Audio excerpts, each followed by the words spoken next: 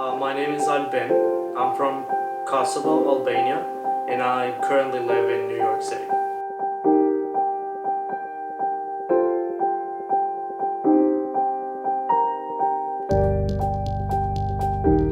I moved here 2 years and a half ago for study purposes, and I just want to have a life here in New York.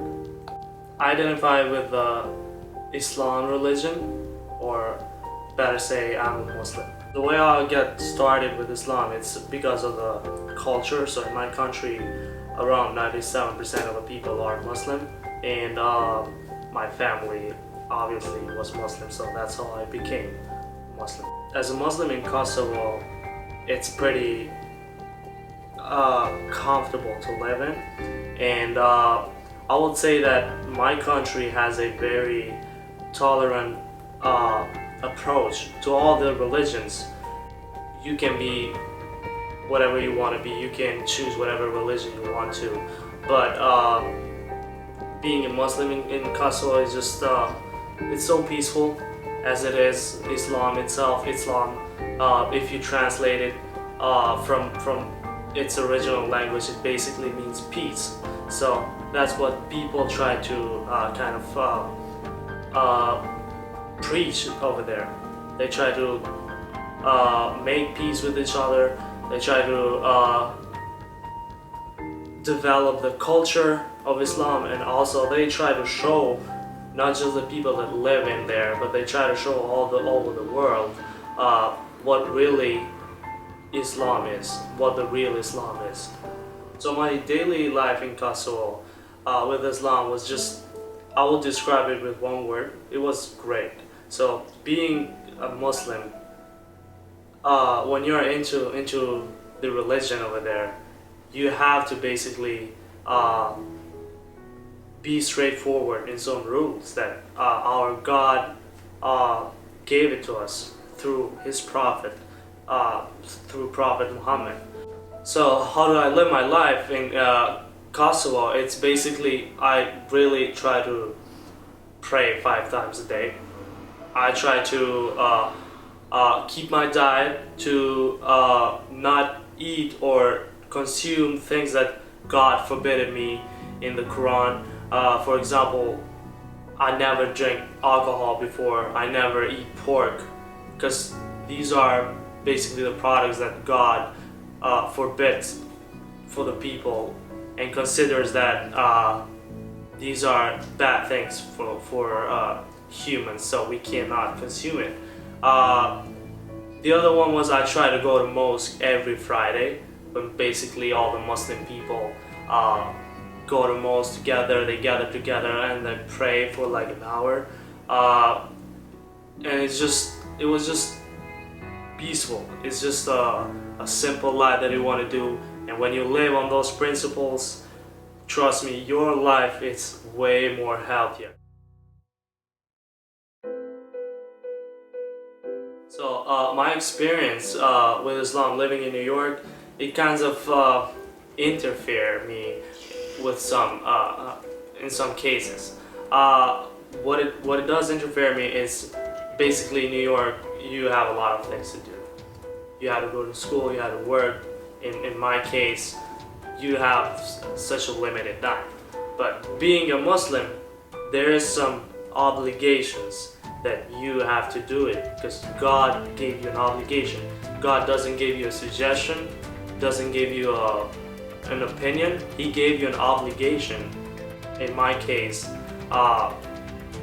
New York kind of disrupted or disorganized my way of living in proportion with Islam, because, for example, sometimes I don't have time to pray 5 times a day. I don't have time to fast.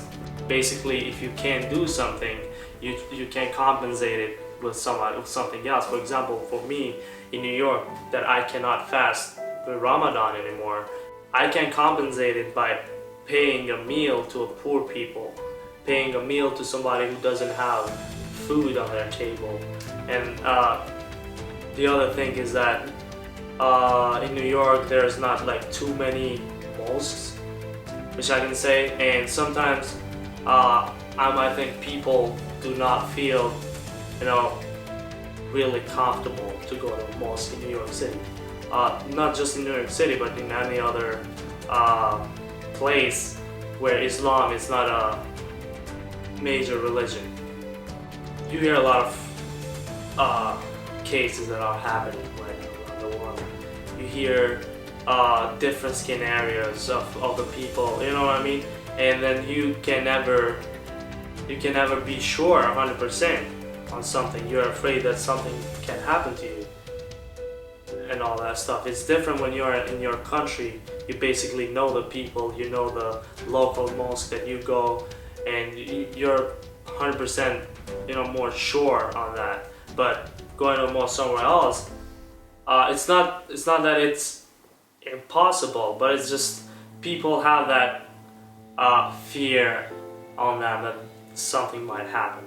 Some of the modifications that I had to make comparing to my life in Kosovo and my life here in New York in proportion with Islam is that I had to stop doing some things which I was more free to do in my country. So as a Muslim in New York, it's kind of,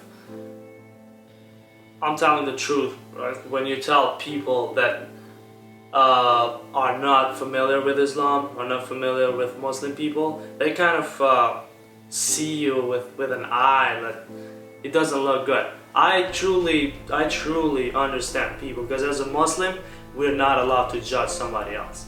As a Muslim, you have an obligation to be tolerant with every single person in the world. Doesn't matter what kind of color is it, doesn't matter what kind of nationality it is. We all believe that we are all people of the God. The best part of being a Muslim away from home is that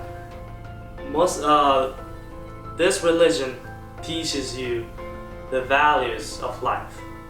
This religion teaches you the principles of life, of a healthy life, of a rich life. What I want to say with that is, especially in big cities, in overcrowded cities, you have a chance to do whatever you want to do. But Islam comes to that point where you really have to be nice with people. You really have to still preach and do the rituals. Even though you're in a busy city, you're in a city with overcrowded people, you still are not allowed to make sins and to do bad to other people.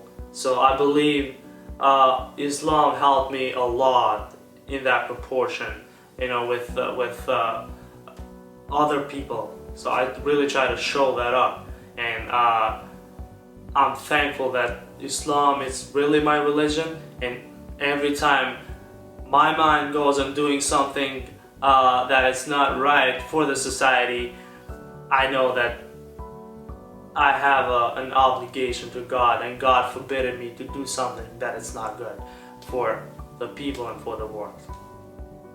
My advice for other Muslims living in New York is basically to be more impactful with each other, to try, because we as a Muslim, we have a duty, we have an obligation to explain to people who are not Muslim what Islam really is. Prophet Muhammad was a messenger from the God, but we are really messengers too. Try to give other people who do not belong to Islam a good opinion about our religion, a good opinion of what really being a Muslim is, and to give them a perspective, or why not, invite them to the religion.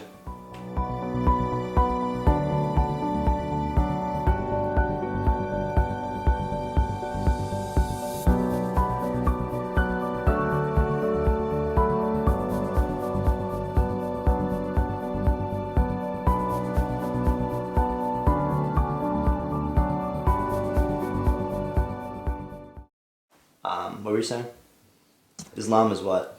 Islam is basically when you go and read the holy book, Quran, it will give you like a mirror. It will give you like the road, the blueprint to life.